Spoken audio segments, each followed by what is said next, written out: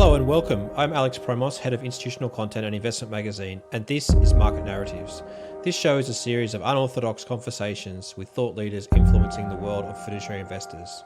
For more related insights and analysis, please remember to check out our website, investmentmagazine.com.au, and subscribe for a free email. And with that, please enjoy this week's episode.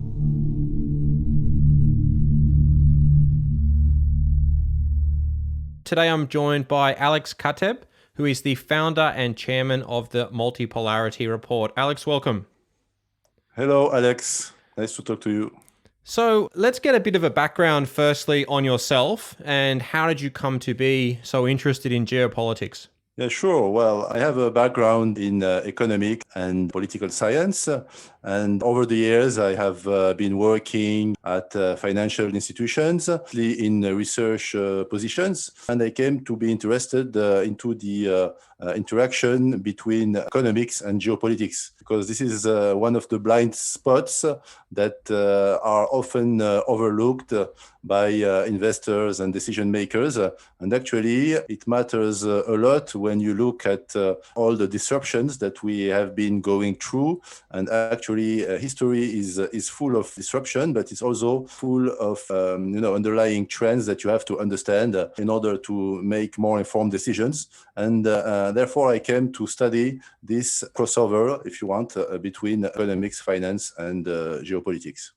So as you look at the three key areas of economics, finance, and geopolitics, how do you use that framework? What are the key, factors that you use when you're starting to think about the world more broadly? Do you look at then regions? Do you look at key superpowers? What are the key factors that you look into?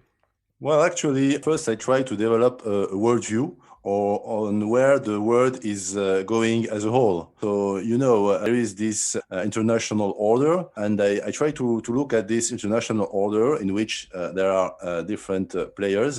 There are large players, there are small players, large economies, small economies, and there are interactions between all these economies. There are macro interactions from trade and financial flows, but there are also geopolitical interactions with different alliances and counter-alliances. And I try to look at the big picture first, and then I try to dig deeper into a specific region or sector, taking into account this overall picture and these macro dynamics. We sit at a very interesting time in the world today where we're literally hours away from a transition of power from the Trump administration to the Biden administration. How much do you see as politics playing a role in terms of these world powers? Does it matter who the actual person is, or is it the bureaucracy that sits within these countries? Well, Alex, I would be tempted to say yes and no, actually, because indeed it matters on the individual level. You have different personalities with somewhat different agendas, but you also have these strong bureaucracies that have own internal dynamic.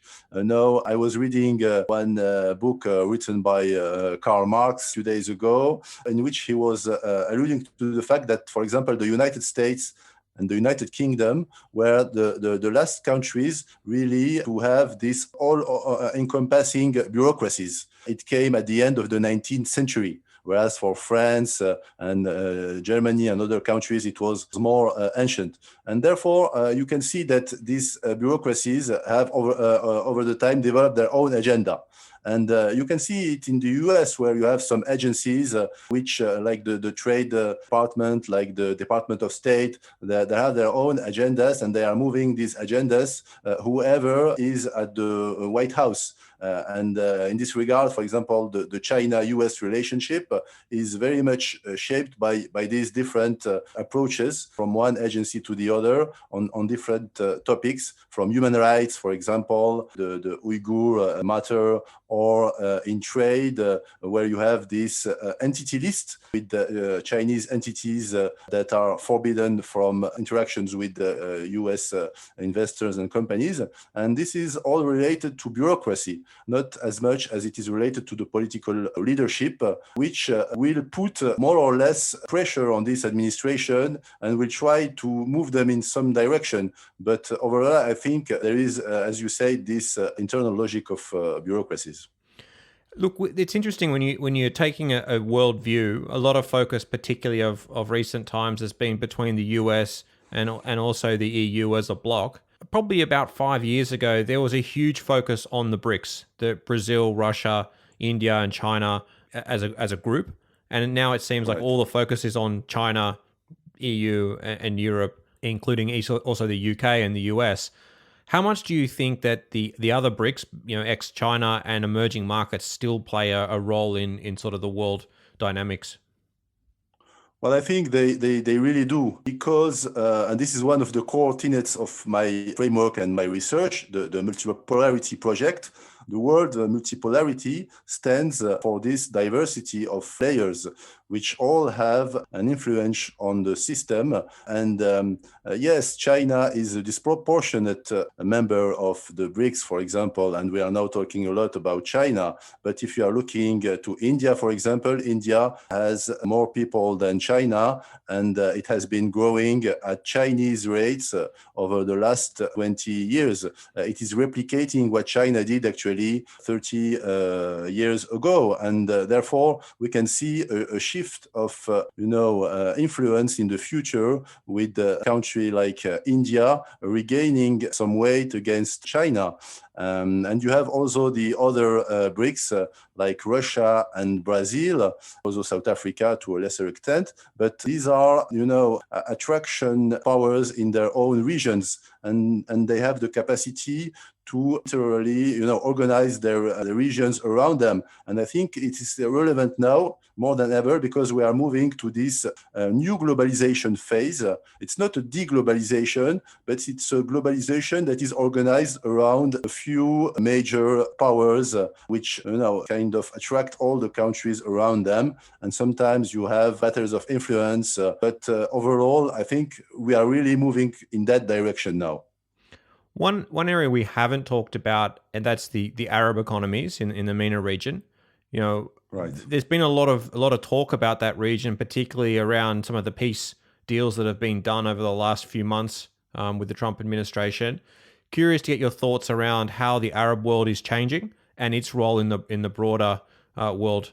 Yes, thank you, Alex. Well, I have written a book on this topic, which was the forward from former General Director Pascal Lamy, who is also very interested in this region. And basically, I have seen many changes happening in this particular region of the world. And it all started basically after the oil price collapse in 2014, 2015, where the major powers in this region started to implement reforms. We have seen it in Saudi Arabia with the rise of the new generation to power with Prince Mohammed bin Salman and technocracy or bureaucracy around him. And he's trying to impulse some new reform and to modernize the economy.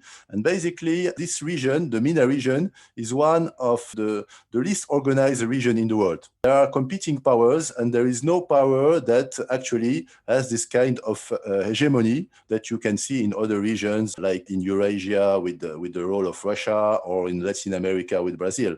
And basically, I think that these countries have still to go further in their political integration and to develop their own worldview. I was alluding in my book to the concept of new spice roads. You have the new Silk Roads, which is a Chinese concept. But if you look at history, you have to remember that all these Silk Roads actually were also spice roads and were connecting basically Southeast Asia and East Asia to the Middle East and to Europe. And the Middle East played a central role in that regard.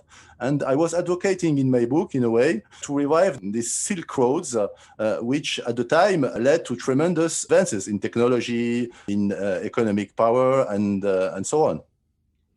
I'm curious as you talk about these areas and these new Silk Roads or spice roads as you term it. How much does geography then play a role in sort of this relative strength of these countries? Well, geography is a key driver of both of these countries' strengths and weaknesses. And in terms of connectivity, it's obvious because, for example, the MENA region is at the center of the old world. And therefore, it was a central hub connecting all these regions, Africa, Europe, and Asia together. It lost a bit of this centrality following the Atlantic age, but now it's regaining it with Asia becoming the new center of economic power in the world, really, and therefore these countries can benefit from their proximity to China, India, and Southeast Asia, and also to Africa, which is a rising continent. It's also a weakness in a way because if you look at the climate in this region, it's a desertic climate. It's very warm. And it's one of the regions that are the most exposed to climate change. And the challenge is very important because you have these rising temperatures overall, and it could lead to this region being inhospitable in about 30 or 40 years from now if the necessary policies to mitigate this evolution are not implemented. It's definitely a huge challenge for them, and also for them and their way of life. You've seen in the Saudi Arabian, the government, they've put huge pressure on transforming their economy away from oil. You can't just move millions of people though, so these places are going to need to really come up with some new ideas to totally transform where they live and how they live in their current surroundings. Exactly. You can see that in the energy sector, for example, where you have these renewable energy programs with very high ambitions to turn these countries like Saudi Arabia, the UAE, Egypt into energy hubs. But you also have to take into account the political dynamics on the ground and the economic realities, which really put a brake on these initiatives. So we will see how this will play out, and if the leadership, the political leadership and the political will really to advance this agenda is strong enough to overcome these hurdles. That's a great place to transition to politics and political will and investments. Most of the listeners to this podcast are from the institutional investment space, and Right. and politics is becoming more and more of an issue, particularly as number of countries have become more focused on their nationhood and their sovereignty. Right. How do you think about those sort of power struggles that are playing out across many countries around the world today?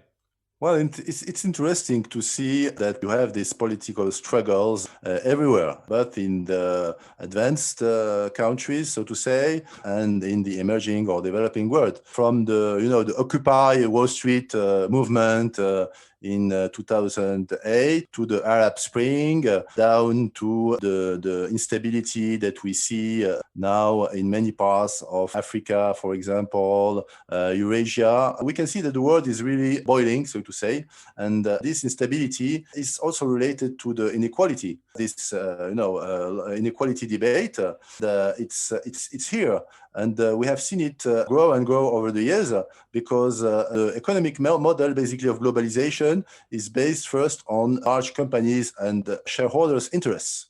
And in this approach, the workers, the citizens are not or were not central in corporate boardrooms and even in political circles. And now we see a backlash against that movement that was basically initiated in the 1990s.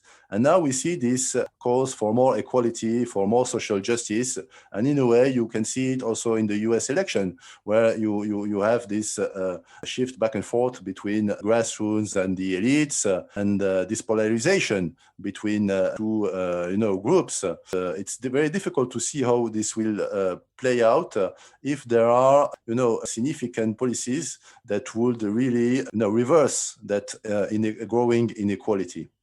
It's interesting you mentioned inequality as a big problem, and that has also driven a lot of this populism that we've seen around the world. And populism is not just a right wing thing or a left wing thing; it's both. People can be populist across many different factors. And you mentioned Occupy Wall Street, which was one of the first. And I would have said that Occupy Wall Street was more of a left leaning group of people that were considered to be populist. As we think about these rises and falls of populism around the world, are we now potentially at more risk for countries to sort of push back as their leaders change, and we see more expropriation style risks that will come up as their leaders try to answer their population?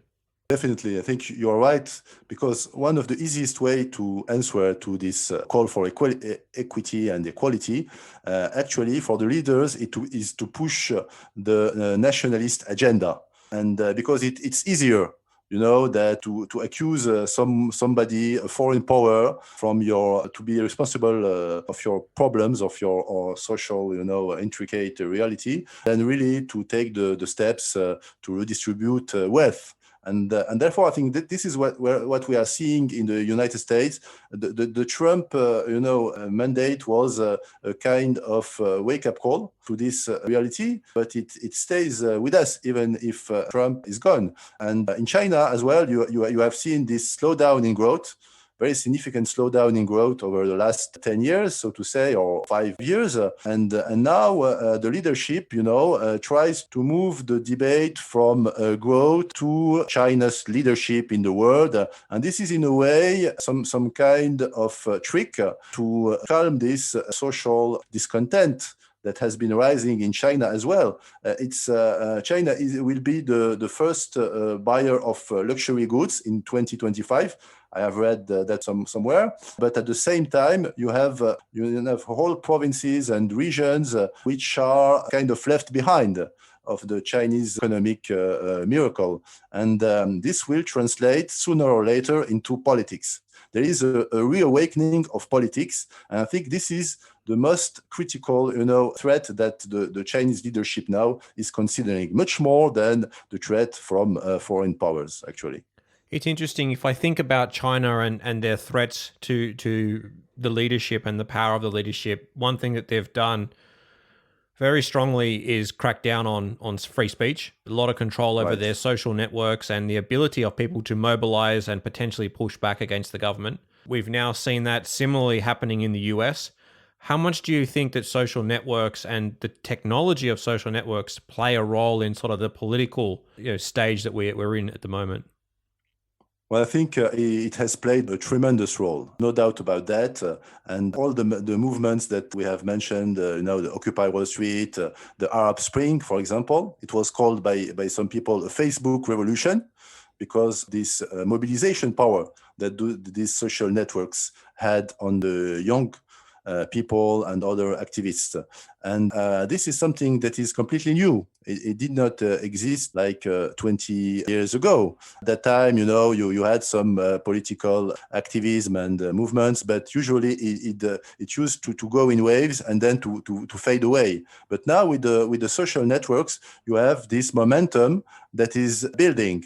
And you can see that there is an attempt to control these social networks now, and maybe even to censor them in a way, because the elites are not pleased with that.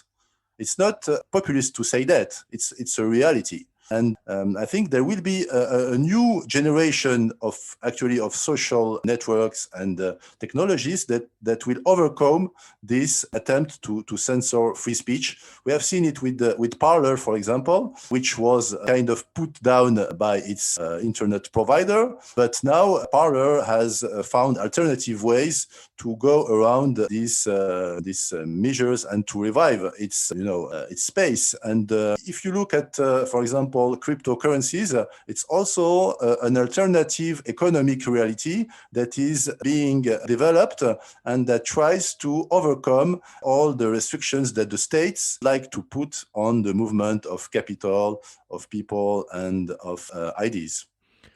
It's going to be a very interesting time. It's always interesting, but in the space of technology, when I think about the restrictions on free speech at the moment, and in the case of Parler, where they're able to now find another hosting service, it reminds me of the torrents, torrenting of movies and music and so forth. It was almost like whack-a-mole. You hit it one place, it pops up another place. It's constantly evolving, and the technology gets stronger all the time. Likewise, we've seen with WhatsApp, they decided they're going to start to impact on people's privacy, and we've seen a huge swarm of people moving to Signal and to Telegram as alternate services. So the people are, I think, starting to wake up. It's been specifically in the Western world. I speak from Australia. It's been a very good time. We've had 30, 40 years of really economic unprecedented growth. and people, I think, Yes. have been pretty apathetic. But as the pressure comes and the inequality comes, there's more and more challenges for the young people to get ahead. And I think that's the real Right. danger, where you're seeing these restrictions on free speech because the young people feel more agitated and they're losing the ability to communicate. Do you feel there's a difference between the types of young people that are growing up in the Western world versus maybe some of the developing countries, the emerging market areas, where people are much more willing to change and much more driven to change their economies? I think, Alex, as you have just said, even in the Western world, you have this awakening among the young people and this desire to go against this trend of rising inequality and fading opportunities that has been building. And the young people now see it more than ever. The internet and the social media, the world is much more connected than before. And I think that there will be this return to more polarization, but in a way, it's a good thing, I think. Polarization. It means that you have competing political proposals, and this is what democracy is all about: is to choose the proposals that fit the majority and accommodate the needs of the different groups. And for some time, this was completely sedated in a way. The roaring 1990s and then the 2Ks up till the great financial crisis. And there, I think the people started to wake up.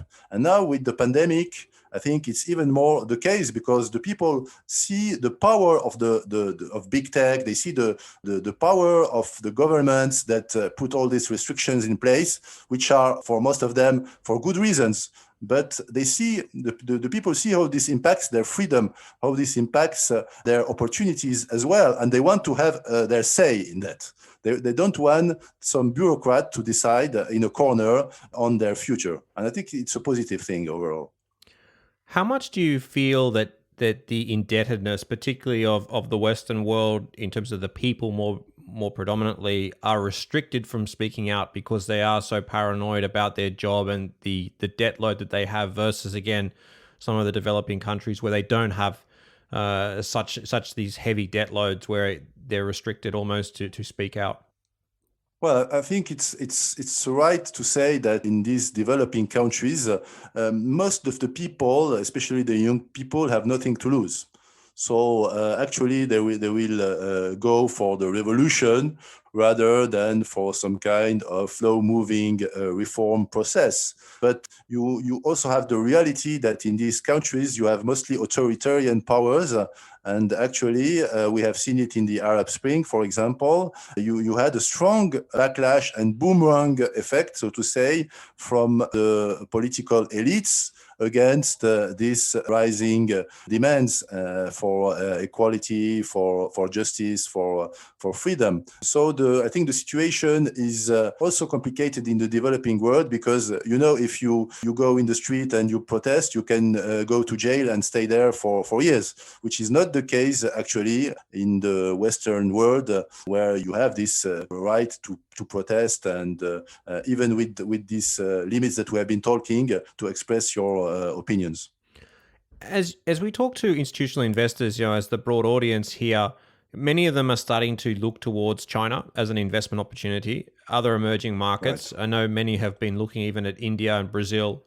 What are some of the blind spots that you mentioned at the start in terms of, as you invest in these particular regions, what should they really be looking out for? Well, I think the first thing to look at is the political dynamics and the social realities on the grounds in this country, which eventually will translate into some kind of disruptions. And this is what we call, there is a French school of foresight. This is what we call the weak signals. And you have to pay attention to these weak signals. In China, you have this rising inequality. You have also the fact that the young generation is much more educated, it's much more urbanized, and they have their demands for political participation, which is much stronger than the previous generations. So I think we are heading for some problems in that regard. And I think the Communist Party of China has some headaches to manage because if they don't accept to evolve their ways of thinking, and to share power, eventually they will have to share their political power. I think this could really lead to some kind of implosion. And this is a risk for investors who are putting money in these countries, which are not completely transparent, and where you cannot really predict what the leadership will do in the next 10 to 20 years. I think this is the time horizon you have to consider, especially if you are an institutional investor putting your money over the long term in some company or in some country. It's interesting because you don't even need a war to create a stranded asset or a depreciated asset. There could be a situation where there's pressure from the government that almost restricts access to your asset, or it gets expropriated, for example. And these things happen overnight. Yes, indeed. It happens in all government, but the difference in those authoritarian countries and political system is that it is very brutal. And from one day to the other, you have the CEO of that company that disappears from public sight, and the states can do and undo fortunes literally from one day to the other, which is less the case in the established democracies. But even in these established democracies, you have this regulatory risk that is important when you have these shifts in technology and shifts in the global risk outlook. For example, climate change is really a key driver of regulatory change now. And you were mentioning stranded assets. It's clear that all the oil and gas, the fossil fuel assets at some time will become stranded assets. Nobody really knows when it will happen, but we are sure that it will happen. And all the developments in EV and so on are leading us in that direction. So you have to really consider, if you are looking to make an opportunistic bet on the short term, for example, on the rebound of oil prices in the short term, which I think will be the case, or if you are looking at the longer term, where you have this transition to other realities, and you have this regulatory risk, which can from one day to the other say, okay, now all the vehicles that are sold in the country must be electric vehicles in 1 year or 2 years from now. And this creates huge shocks. And this is only one of the most obvious examples, but you have that in other areas as well. Three probably key areas of geopolitical tension of late has been gold, oil, and now becoming Bitcoin because of its power to ultimately create money as well. You talked on a Right. little bit about Bitcoin to start with. What do you see as the role of oil? I know you mentioned that it's going to face challenges because of the EV revolution and more alternate ways of generating power. What do you see as the role of oil going forward, and also with the importance of gold in terms of the geopolitical system and the backing of gold as money?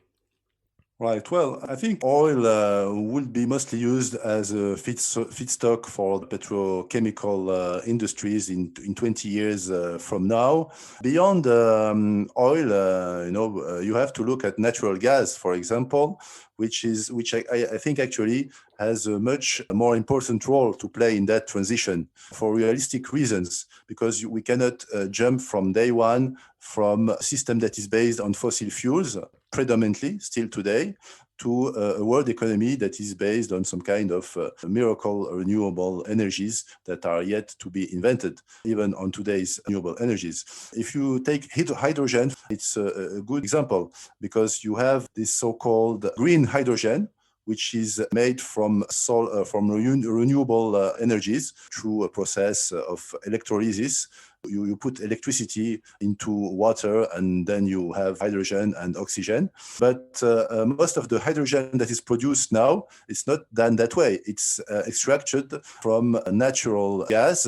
And when you process natural gas and when you process oil, then as a product, as a byproduct, you have this hydrogen. And I think this is where actually most of the debates should center: how to make this hydrogen greener and cleaner, and to use it in a more significant way. And this is the concept of blue hydrogen. So you have to compensate your carbon emissions. But I think these are really the key points that should be considered in a realistic way. for example. As regarding Bitcoin, I think it's still a very novel technology. I'm quite a bit puzzled by the speculative rally that we are seeing right now, because let's face it, when Bitcoin is at $40,000, what can you do with that? You know, it's not a currency, obviously. It's not fungible. It's not something that can be divided in small amounts to make transactions with them. So it's a kind of supercharged version of a wealth store device, but it's very volatile. And therefore, I think that we have to look beyond Bitcoin to all the technologies and all the crypto assets that are being developed. Personally, I like more something like Ether, which has really very practical, use cases. As it could completely rewrite the global economy through these smart contracts. Physical contracts require a lot of paperwork and so on. With Ether and other related technologies, you have these smart contracts which can entirely reconstruct whole supply chains and contractual relations between sellers and buyers. And I think this is a very promising technology to look at. And gold? Well, gold, there are always gold bugs, and I think there will be, because it's something that is really fascinating mankind from the beginning. It has this capacity, as it is for thousands of years, and this puts it apart from other metals and other kind of commodities. Also, it's not manipulated by political attempts to tweak the value of money, as we see with the fiat currencies. So actually, I think it's a reasonable asset, especially when you have these rising risks of political polarization and the fact that money is being debased by the central banks. And therefore, when you eventually will start to see this inflation rising, perhaps in a way that we have not seen for decades, then I think gold will really recover some of its shine, so to say. And therefore, I think it's an interesting asset to consider, even in small proportions in your portfolio. That's a perfect setup for my final question, which is the power of the US dollar. We've always talked about sort of the hegemony that comes with various currencies and the different stages through history where there's been the pound that was has a long history of being one of the most dominant currencies. We've moved to the US dollar of late. What's your thoughts on the US dollar for the next 10, 20 years, and what would be the likely challenger? Sure. Well, I think, there have been this talk about the decline of the dollar, the replacement of the dollar by alternative currencies. But so far, we see that the US capital markets are the deepest in the world, and dollar is the currency of choice for trade transactions and financial transactions. For example, in the forex market, 80% of the transactions involve the dollar as one leg of the pair. And most of the other FX transactions that you have between different currencies have to go through a dollar as an intermediary vehicle. And therefore, I think the dollar will stay as long as we will need this means of transaction at the global level, whatever the political whims in the United States. In the longer term, there will be alternatives. That's for sure. And this will depend on in the case of the euro, for example, this will depend on the political process, because so far you have European countries, but you have nothing like the United States of Europe. If at some point we will move in that direction, and if euro will be considered as a very stable and store of value and the means of transactions, then the euro will gain much more weight actually than it has today. Then you have the Chinese yuan, the renminbi, which has its own challenges, as China is still quite a closed economy when we talk of finance and financial flows. And the leadership will have at some point to accept accept to lose control over, the money flowing back and forth in the country. And I think this will be the tipping point. But we are not quite there yet, and it could take some time. And it's also dependent on the evolution of the political system, because you have to accept, in a way, to share power domestically, but also internationally. What the US did, and really they, grasped the benefit of this policy, this forward-looking policy, which was implemented after World War II by the likes of Eisenhower, Truman, and so on. And now I don't see some kind of, revolution in that regard, but a slow evolution, actually. All right, that's been a fantastic conversation. Thank you very much for your time today, Alex. Thank you very much, Alex. I really enjoyed it. Thank you. Thank you for joining us. All views expressed on this podcast are subject to change and do not necessarily reflect the views of Connexus Financial. This podcast is for educational purposes only and should not be relied upon as investment advice.